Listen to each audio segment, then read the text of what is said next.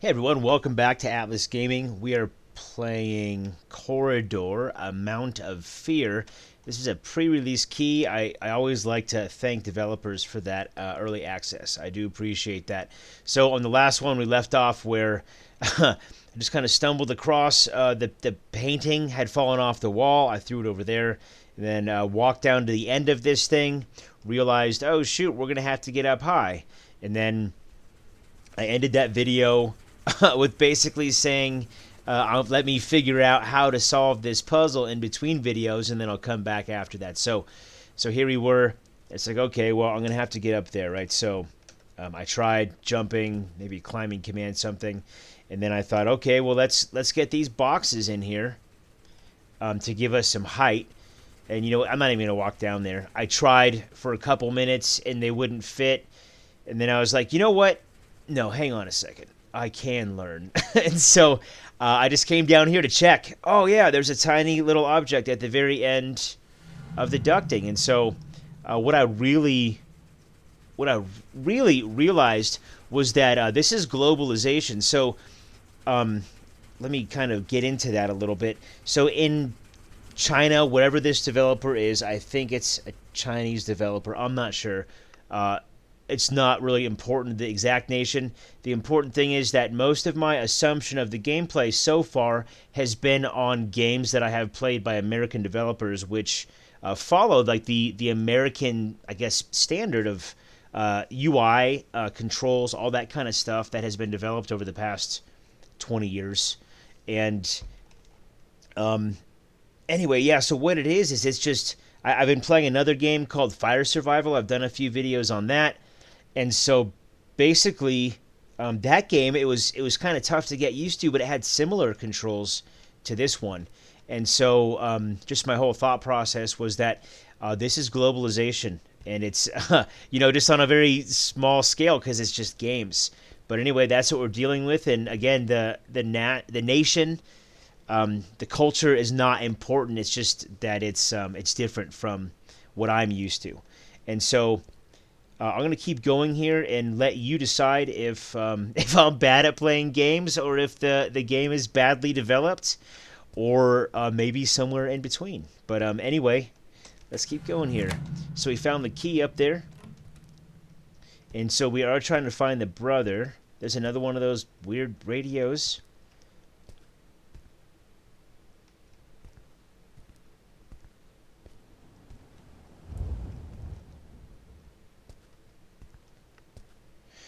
And yeah, so just kind of thinking about that. Now it's like, okay, I come into a room like this. Okay, let's go check this door, see if it works. Okay, it doesn't. What's wrong with this dang place? Okay, I need to turn on the light. I'm trying to filter out bad language, read ahead before I actually say the words so I didn't get to read all of that. But now it's like, okay, so I'm presented with a conundrum here, a puzzle. Do I go through and check every single picture frame? Do I go through and check all the drawers? Is it unreasonable to assume the player would do that? These are kind of the things that I ask myself in this whole process of getting used to the globalization that I was talking about earlier. And no, frankly, I don't want to. I don't want to do that. I want to play a game where it's really fun. And yeah, there has to be some flow. And some games you can nitpick and you can really get in there and it's detail oriented and they don't provide that flow, and that's what some people prefer. But I think the general population kind of wants some fluidity to their gameplay, and I don't think that falls entirely on the player. And so anyway, this is my review video for this game, and these are kind of the things that I've been saying. So this was one thing that was kind of a problem for me. Yeah, like in hindsight, which is 2020, this is obvious. So if you go here, it says number 1. If you go to settings, go to controls, then yeah, use item 1, digit 1.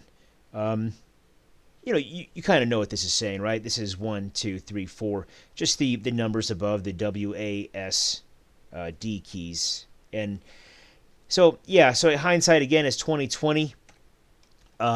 Not really a standard. If I would have taken a few minutes and looked into all this, then I probably could have figured it out before I started playing.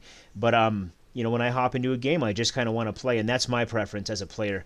But anyway, so that was kind of an issue for me. Then the batteries, I found a flashlight and then 2 batteries, and I just kind of assumed the batteries were needed to be installed in the flashlight, and the character would do that. That wasn't the case. They were extra batteries. I think that was probably my fault for not checking the inventory. There have been a couple of wonky things with the doors when we were running from the monster. The first time when we died, I went down that hallway and I tried to use that door and it wouldn't open. And it's because it's kind of a 2-stage thing where you have to turn the lock and then turn the doorknob and then open the door. And that's fine, like that's realistic.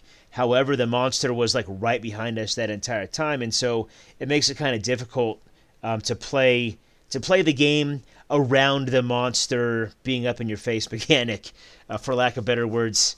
I think this game can use some improvements, but I really think that if we were to drop this game in its current development stage into another culture, like into another region of the world, then they would probably be able to play it based on assumptions of their previous gameplay as players. And so that's not what I'm finding here. This game is being advertised to an American market. And so, I'm in America and I kind of have some expectations. So I would like to see games being developed in other countries being marketed to the US, maybe adopt those standards. Maybe it's arrogant. I don't know. I'll leave that up to you. But I think this game has something here. There's some good gameplay, but it's a little bit frustrating. So if you are willing to kind of commit the time to the nuances and learning it, and you have fun doing that, then check it out. Thanks for watching. This is Atlas Gaming. I release content every day. Please like and subscribe. This is pre-release access to this game called Corridor Amount of Fear. I appreciate you watching. This game comes out on November the 22nd of 2020. See you in the next one.